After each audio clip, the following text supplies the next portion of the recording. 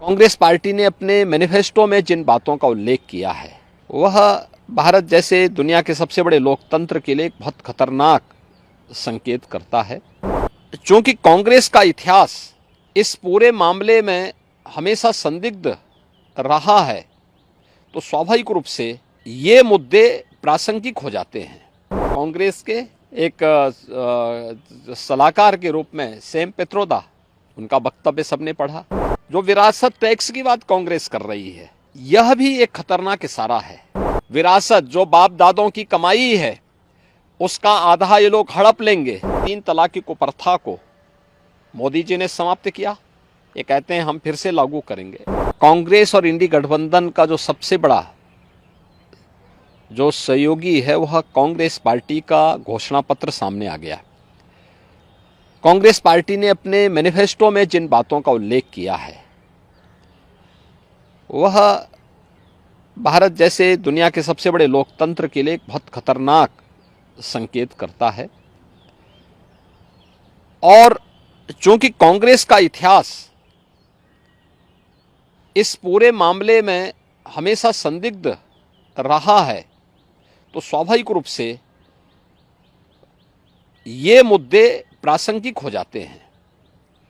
हमने विकास के मुद्दे पर पिछले 10 वर्ष में मोदी जी के जो कार्य हुए हैं, इंफ्रास्ट्रक्चर के क्षेत्र में, सुरक्षा के क्षेत्र में, आत्मनिर्भर भारत के लिए गरीब कल्याणकारी योजनाएं थी, इन्हीं मुद्दों को लेकर के हम तो चुनाव में गए थे।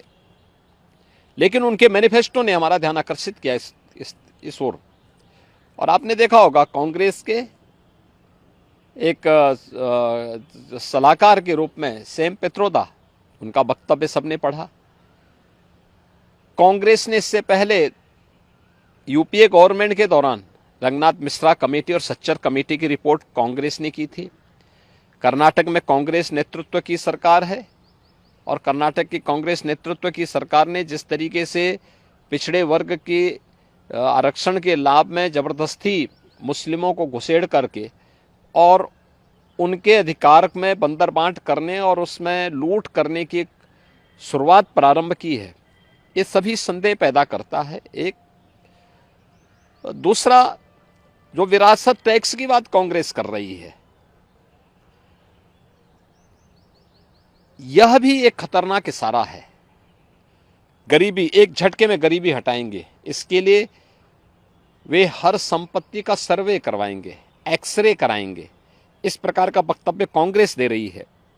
कांग्रेस का मैनिफेस्टो इस बात का उल्लेख कर रहा है और फिर उसके माध्यम से हर एक संपत्ति को ये लोग अपने कब्जे में लेकर के, यानी दोनों चीजें, एक तरफ ये लोग देश के अंदर मजहबी आधार पर देश के विभाजन की आधारशिला रखना चाहते हैं, दूसरी तरफ किसी ने मेहनत से अगर अपनी संपत्ति अर्जित की है, घर बनाया है, कोई प्रॉपर्टी बनाई है, खास तौर पर हमारी माताएं बहनें अपने लिए जेवर खरीदती हैं, उसको ये अपने अधिकार में ले लेंगे। विरासत जो बाप दादों की कमाई है, उसका आधा ये लोग हड़प लेंगे। और तीसरा, व्यक्तिगत कानून, पर्सनल लॉ को पुनः लागू करने की बात, 3 तलाक की कुप्रथा को मोदी जी ने समाप्त किया, ये कहते हैं हम फिर से लागू करेंगे। यानी महिलाओं का इससे बड़ा अपमान हो ही नहीं सकता। तो स्वाभाविक रूप से इस देश का विभाजन जिन कारणों से हुआ था, अगर कोई राजनीतिक दल आज के दिन पर भी उन मुद्दों का उल्लेख करते हुए देश को उधर ले जाने का प्रयास करेगा, तो उसका विरोध हर हाल में होगा। भारत के अंदर नक्सलवाद पूरी तरह समाप्ति की ओर है। अगर नक्सली और माओवादी प्रवृत्ति को फिर से भारत के अंदर पनपाने का प्रयास होगा, उसका पुरजोर विरोध होगा। भारतीय जनता पार्टी इसको कतई स्वीकार नहीं कर सकती। देश के अंदर यहां की जनता जनार्दन की संपत्ति पर, भ्रष्टाचारियों की संपत्तियों के खिलाफ कार्रवाई पहले से सरकार कर रही है। उनके एक एक पाई का हिसाब होगा। लेकिन एक कॉमन मैन को प्रताड़ित करने के लिए, उसके खून पसीने की कमाई पर कोई डकैती डालने का प्रयास होगा, तो इसको भारतीय जनता पार्टी स्वीकार नहीं कर सकती है। और कांग्रेस और उसके सहयोगी दल देश की राजनीति का तालिबानीकरण करने के पर उतारू हो रखे हैं।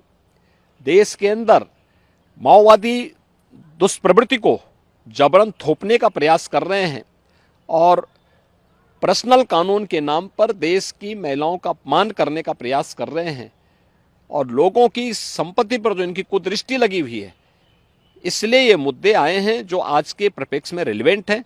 और इन मुद्दों को इसीलिए भारतीय जनता पार्टी पुरजोर तरीके से उठा करके जनता जनार्दन का ध्यान आकर्षित कर रही है कि सत्ता से लोग अभी कोसों दूर हैं, इनकी मानसिकता क्या है आपके प्रति, यह आप देख सकते हैं।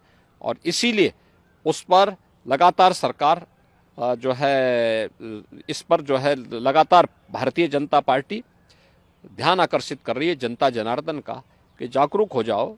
ये लोग जिस मंशा के साथ आ रहे हैं, इससे पहले कि इनके मंशा के अनुरूप इन लोगों को सफलता प्राप्त हो, इनके मंसूबों पर पानी फेरने का एक वक्त आपके पास है। आपका एक वोट देश की तस्वीर और तकदीर को बदलने में निर्णायक साबित होगी और वह आपने 2014 में किया था, क्योंकि 11, 12, 13 में तत्कालीन केंद्रीय मंत्री पी चिदम्बरम बार बार वरासत टैक्स की बात कर चुके थे। आज वही बात तो सैम पित्रोदा कह रहे हैं। इसीलिए इन चीजों को लेकर के आज फिर से जनता जनार्दन को बार बार कहा जा रहा है कि वो कांग्रेस के इन मंसूबों पर समय रहते अपने वोट के माध्यम से पानी फेरने का काम करें, अन्यथा यह गठबंधन देश के लिए भी, कॉमन मैन के लिए भी और आदि आबादी के लिए भी भयंकर खतरा पैदा